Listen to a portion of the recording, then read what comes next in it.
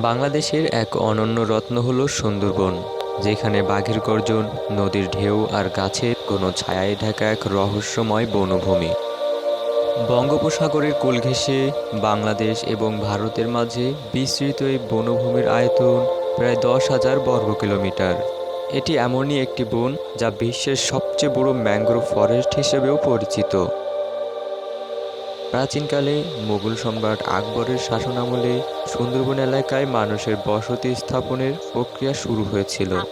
বনজ সম্পদ আর নদীর কাছাকাছি থাকার সুবিধা নিয়ে তখনকার মানুষ এখানে আস্তে আস্তে জীবিকা গড়ে তুলতে শুরু করে। এখনও সুন্দরবন তার হাজার বছরের ইতিহাসের মতোই মানুষের জীবিকার উৎস।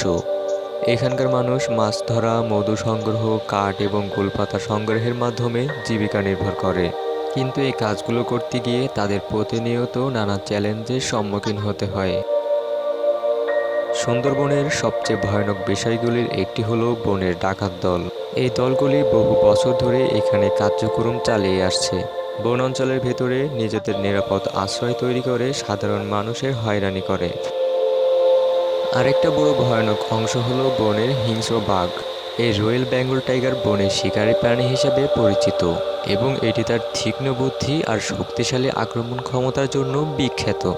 কিন্তু সুন্দরবনের হরিণ, কুমির, বানর এবং বিভিন্ন প্রজাতির পাখিসহ অন্যান্য বন্যপ্রাণীদের আবাসস্থলও এই সুন্দরবনের জীববৈচিত্র্যকে আরও সমৃদ্ধ করেছে। তবে বহু প্রাণী এখন বিলুপ্তর মুখোমুখি, যা আমাদের জীববৈচিত্র্য এবং প্রকৃতির ভারসাম্য রক্ষা করতে বাধাগ্রস্ত করছে। এই বন শুধু প্রাণীদের জন্যই নয়, বরং আমাদের জন্যও অমূল্য। সুন্দরবনের গাছগুলি আমাদেরকে অক্সিজেন দেয়, সামুদ্রিক ঝড় থেকে বাঁচায় এবং পরিবেশের কার্বন ভারসাম্য রক্ষায় ভূমিকা রাখে। কিন্তু আজ বনটির ক্ষতি হচ্ছে।